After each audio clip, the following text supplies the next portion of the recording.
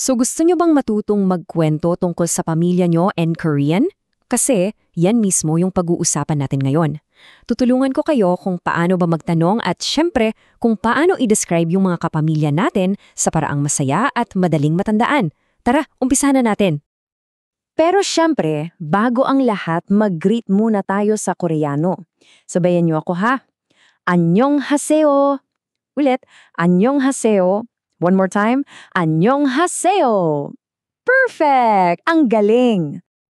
Okay, ang pinakaunang aalamin natin ay yung basic question na, ilan kayo sa pamilya? Paano nga ba ito sabihin sa Korean? Tara, alamin natin.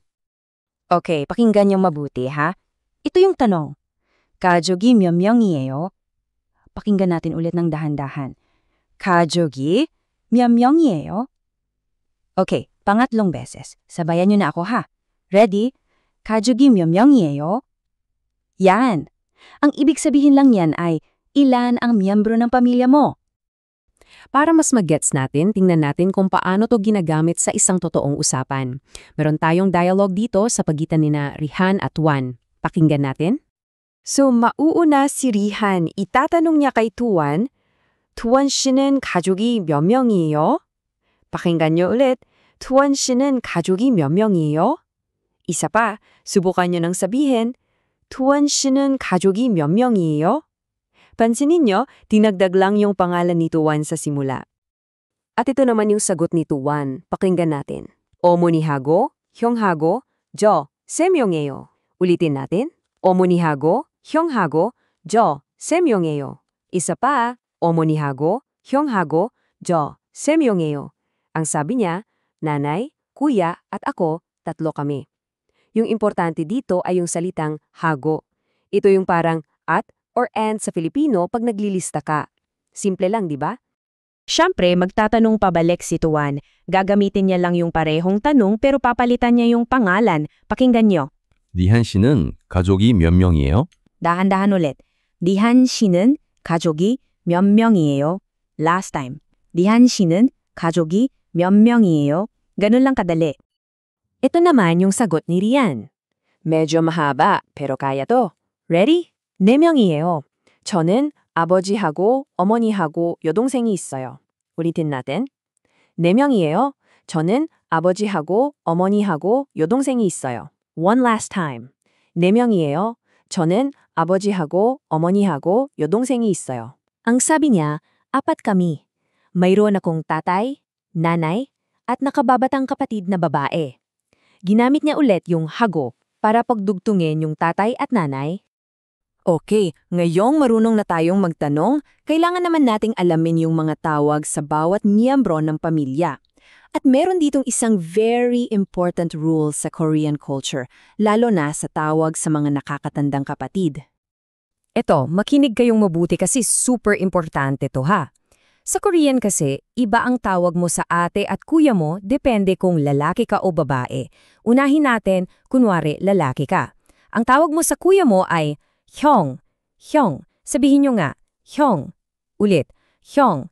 At sa ate mo naman ang tawag mo ay 누나, 누나. Isa pa, 누나. Last one, 누나. Malinaw? So kung lalaki ka, kuya is 형, ate is 누나. Ngayon, paano naman kung babae ka? Dito na papasok yung mga paborito nating naririnig sa K-dramas. Ang tawag mo sa kuya mo ay opa. Opa. Familiar, di ba? Sabayan niyo ako. Opa. Ulit, opa. At sa ate mo naman, ang tawag ay onni. Onni. Pakinggan niyo ulit. Onni. Sabihin natin, onni. Ayan. So para sa mga babae, kuya is opa, ate is onni. Okay. Let's move on sa iba pang miyembro ng pamilya. Dahan-dahan lang natin to. Para sa grandfather, 할아버지. Ulit, 할아버지. Last time, 할아버지. Para sa grandmother, 할머니. Again, 할머니. Last, 할머니. Next, father, 아버지. Again, 아버지. 아버지. And mother, 어머니. Ulit, 어머니. 어머니. Para sa husband, 남편. Again, 남편. 남편. Sa wife naman, 아내. Again, 아내, 아내. At para sa mga anak, son is 아들. Again, 아들, 아들. And ang daughter, ay tal. Ulitin natin. Tal. Last time, tal. Good job! Galing! Ngayong may vocabulary na tayo para sa pamilya, paano naman natin sila i-describe? Tingnan natin itong isa pang maikling usapan. So, kunwari, may tinitingnan silang picture. Nagtanong yung kaibigan, "Isarami, rihan siyo dong sengiyo?" Ang ibig sabihin niyan, itong tao ba na to ang kapatid mo, Rihan? Pakinggan niyo ulit. "Isarami, rihan siyo dong sengiyo?" Isa pa. "Isarami, rihan siyo dong sengiyo?" At napakasimple lang ng sagot ni Rihan. Sabi niya, "Ne, 맞아요. Ne, 맞아요." Nang ibig sabihin ay, "Oo, tama. Pakinggan niyo ulit. Ne, 맞아요." Last one, "Ne, 맞아요." Ganun lang kasimple. At syempre, may kasamang papuri yung kaibigan. Sabi niya, "여동생이 정말 예뻐요." Ang keyword nito ay 예뻐요, na ang ibig sabihin ay pretty o maganda. Pakinggan niyo ulit ha. 여동생이 정말 예뻐요. Isa pa, medyo mas mabagal. 여동생이 정말 예뻐요. Ang ganda pakinggan, di ba? Ayun! Bukod sa maganda, syempre marami pa tayong pwedeng sabihin. So, palawakin pa natin yung vocabulary natin para makapag-describe tayo ng itsura at pati na rin ng ugali. Handa na ba kayo? Okay, para mas madaling tandaan, dahan-dahanin natin. Umpisahan natin sa pretty. 예쁘다. Ulit, 예쁘다.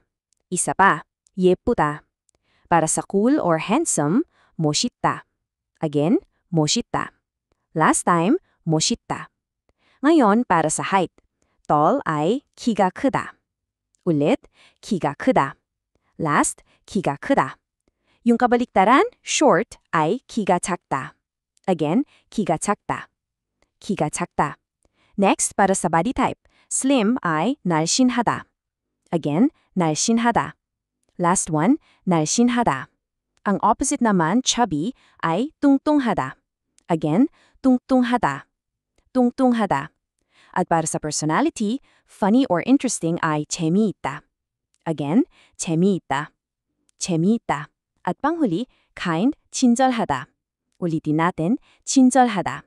Last time, 친절하다. Galing.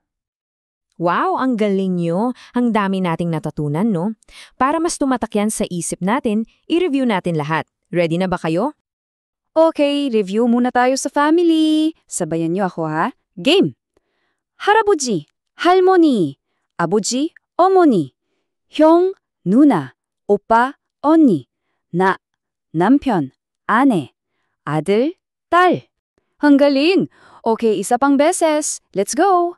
할아버지, 할머니, 아버지, 어머니, 형, 누나, 오빠, 언니, 나, 남편, 아내, 아들, 딸. Perfect! Ngayon, yung mga descriptive words naman. Sabayan niyo ako ulit ha. 예쁘다, 멋있다, 키가 크다, 키가 작다, 날씬하다, 뚱뚱하다, 재미있다, 친절하다, 똑똑하다, 활발하다. Wow! Galing! Last round na to. Best one yun na ha. Ready? 예쁘다, 멋있다, 키가 크다, 키가 작다, 날씬하다, 뚱뚱하다, 재미있다, 친절하다, 똑똑하다, 활발하다. At yan na muna para sa ngayon. Sana marami kayong natutunan at sana magamit nyo to sa pakikipag-usap nyo. Hanggang sa susunod ha. Tame to manayo. Bye!